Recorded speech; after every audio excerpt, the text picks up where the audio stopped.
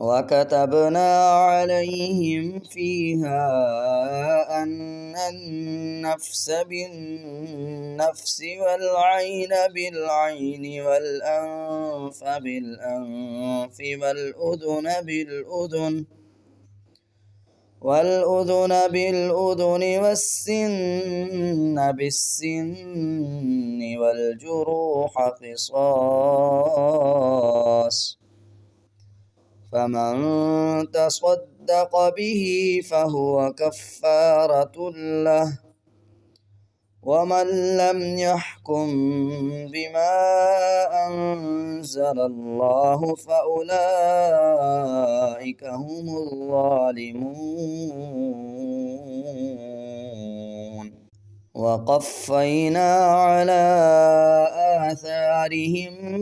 بعيسى ابن مريم